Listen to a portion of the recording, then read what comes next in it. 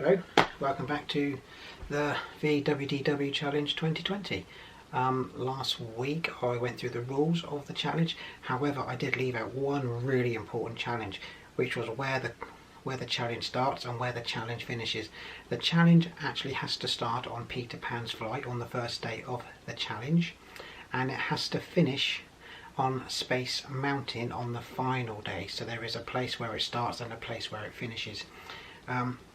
And just to clarify, when we say the VWDW challenge, it's not doing silly things, it's not jumping off bridges, it's not doing things you're not supposed to do. The challenge is set up to just help people learn how to communicate, how to talk to people, and it's also open not only to British veterans, it's also open to American veterans, it's open to anyone that's been injured in the forces, it's open to anyone who's had a transplant, dialysis patients, and it's designed with safety in mind. So the challenge is challenging in the ways of basically it's you telling your story is the biggest part of the challenge, and and overcoming your disabilities and showing the world that you can what you can actually do.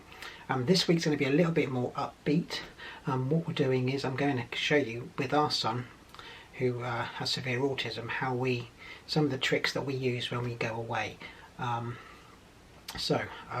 got some bits and bobs here which I'm going to show you, stuff that we do when we travel with our son. First of all, just have to say that when we first travelled with our son, we were scared witless. We didn't know whether we could get him on the plane, how we would cope in the airport. And the most important thing to remember is it's also you as a parent. It's your holiday as well, and don't worry about what other people think. Myself and my wife, we all worried about what people would think about us with our son. And you know what, we worried over nothing. There was, if we put the right plans in place, we had lots of technology. One of the first bits of technology we used for our son was a VR technology with some VR goggles, and we actually took our son to Disney World and showed him around without even going there. And when we actually got to Disney World, he actually knew his way around Disney World better than we did, because he'd walked around Disney World in virtual reality. The tech is available in VR gear, and you can use any smartphone and just download the 360 YouTube videos of the images of walking around Disney, and he or she can look around depending on what your child can handle. I am so aware that every child with autism is totally different. What suits our family and the things we did to get them ready may not suit yours. So first of all, what we found really helpful to take with us was one of these, a tablet. It's your holiday as well. Myself and my wife said we do limit the time they have on these things at home, because they have to play with normal toys in our house, and we limit the time they can spend on technology. However, it's your holiday as well, and one of these things is they are so good for distraction therapy, for getting them on planes, for when they get bored on planes. But please make sure they are set to Wi-Fi mode, set to flight mode when you are on the plane, or you will get told off. And yes, like I said, this is probably the only time I do say actually these things are actually good, and we use them for our twins. Obviously my daughter watches the telly in the back, but our son with autism likes to control what he can do. So switch it to aeroplane mode, and we found the Samsung is the best. I'm not advertising for anyone, I've just tried all the technology out there for our son. Samsung is the best. It's got a long battery life. You can download your movies from your movie collections onto this for 7 days, and it takes an SD card to back up all your films and music if your child wants to listen to it, and really good. This is an essential thing that we use. Once again, the other bit of tech that we use is these sound cancelling earphones. The ones we use for our child are Sony's. They are absolutely phenomenal. I wear them myself when I go out sometimes, and I bought them for my son. They have a 12-hour battery life, and they fully charged after 2 hours, and they are suitable for every occasion. They cancel all the outside noise out, and when your child wants to listen to what you say, holds his hand on the side and it kicks a speaker which means he can then hear the outside world without having to take the earphones off. Also cuts out all the cabin noise in the aeroplane, and also also works with a cable which comes with it. Obviously you can't use the Bluetooth part of these when you're on a plane, so just plug in the cable and the Bluetooth won't work when the cable's plugged in. But these, in the airport if it's noisy, if you go out for meals it's really noisy, on the plane it cancels out all the turbulence noise on the inside of the plane, and my son absolutely loves them. They are so comfortable, and he can quite comfortably wear these for many hours. They cost about £200 a pair. They are super expensive, but in my eyes, for our child, they were absolutely amazing. We also used them in restaurants in Disney as well. Autistic children do sometimes tend to struggle to stay cool. So one thing we found that we use are these cooling blankets or cooling cloths. They're absolutely phenomenal. If your child can't control their temperature aboard, we use a lot of these. Once again, it's about £5 on Amazon, and all you do is you get them wet, and then you basically wring them out so they're touch damp, and then to cool them down you just flick them like that and they go cold again. They're absolutely phenomenal. We put them around the necks of our children. One, keeps them nice and cool, and two, it stops the sun from hitting their necks as well. And we also double these up with a bucket hat for him and his sunglasses as well. We tend to find when our child gets hot, he tends to have more meltdowns, so we tend to keep them as cool as we can.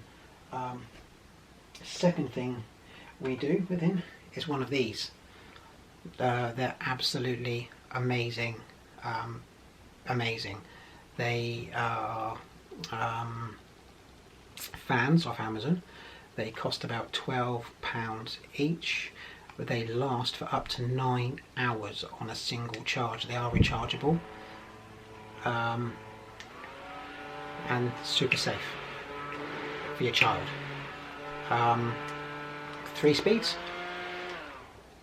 and they also fold up to go by the side of their bed as a stand.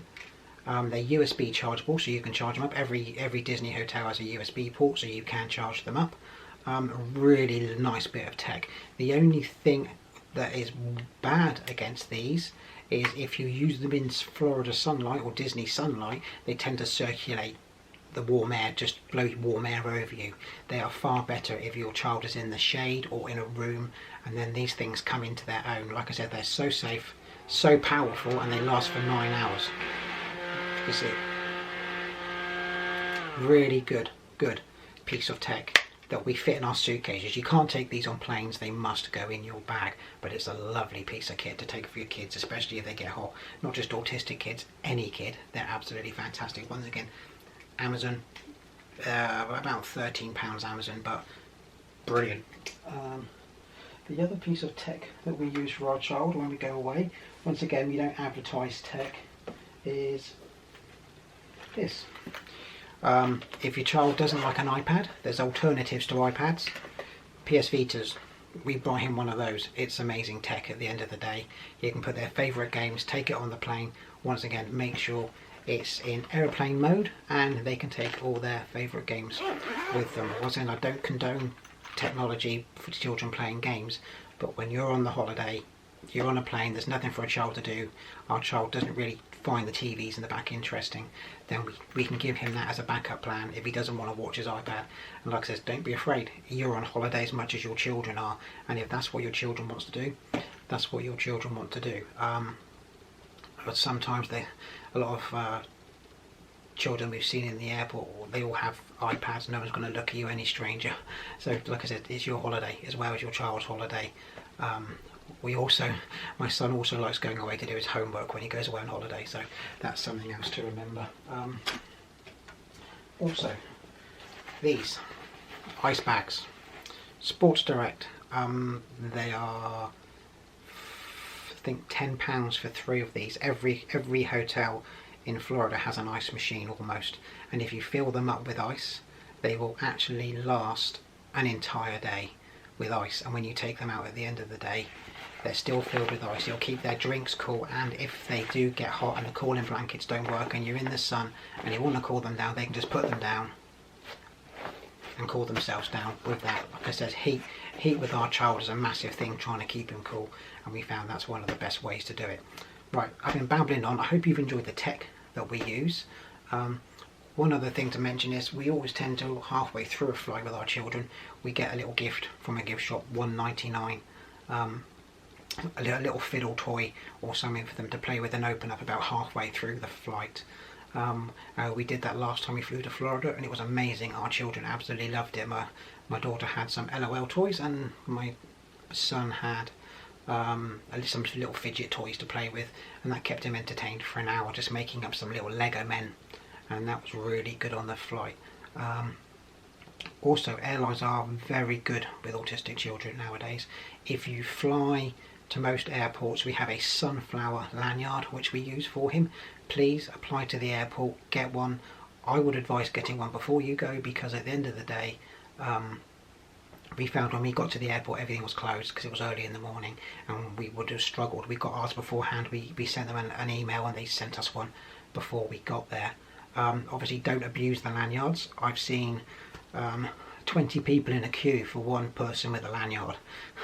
So I'll probably say 4 to 6 people with one child with a lanyard is fine, but when you've got a queue half a mile long and they're all going through on one child, it looks it doesn't look very good, and it is sort of like abusing the system a little bit. So my advice is, no, 4 to 6 people if you're in a group of 6, but if not, the rest of the family should take the normal lane, and the people that the child needs the most is the ones who should go through with that child.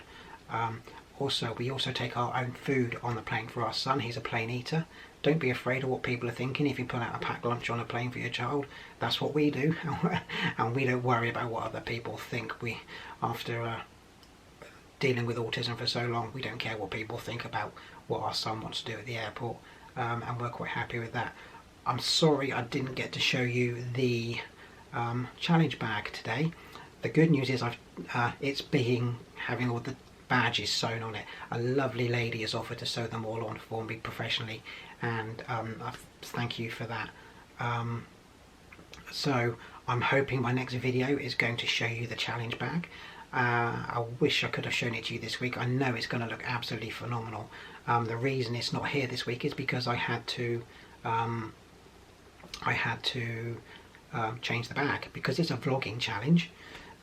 Basically, I've had to buy a camera, sort of camera-ish backpack that I can stick all the logos for all the charities, and I'm still having more logos and more charities made to go on it. But hopefully that should be done this week, and you should get to see it. So next week the vlog is going to be about my bag, and I may even post twice next week. I may be posting about the challenge bag, which is going to link into my donor, the person who gave me the organs which keep me alive, and I think that's a really important vlog. I'm going to sign off now. Thank you if you're week 3. It's a little bit sad. I've lost 100 people have lost interest in this over the last week since the original video, so I hope those people can find it to come back and watch, or maybe they're just saving up to watch 5 or 6 of my videos in a row. They are going to get so much more interesting. I'm going to start vlogging outside and practice my outside vlogging skills, and you're going to get to see me wearing the bag and raising issues about autism, raising issues about dialysis, transplant patients, and the things we have to do. And I look forward to seeing you again next week. Please tell your friends to watch. It's like I said, I work for the NHS, so I'm not disheartened if people don't want to watch. That's not a problem. But I hope you find it in your hearts to come back, because I'm doing this all free of charge. My channel has no adverts, and hopefully I'm doing the right thing. But it's nice to be inspired sometimes, and it's nice to see the numbers going up rather than going down of people who are interested in this good thing that we're doing. I'm going to sign off, and I'll see you all next Sunday evening. But if it goes really well and the bag comes back, I might post twice next week. For the 100 odd people that followed me, thank you so much. It's going to get so much better. I'm also going to go through the technology I'm using for the vlog. The challenge bag and my life story will continue hopefully. But I just wanted this to be more of an upbeat sort of video this week, because I didn't want it to be a down in the dump all about bad things. I wanted it to be about good things, and hopefully I've showed you some good things about autism and how we cope with our child and some of the tech that we use. And I'll see you guys hopefully either Wednesday or Sunday. If the bag comes back in time, I'll do a video in the middle of the week as well. Okay, thank you for that. Bye bye.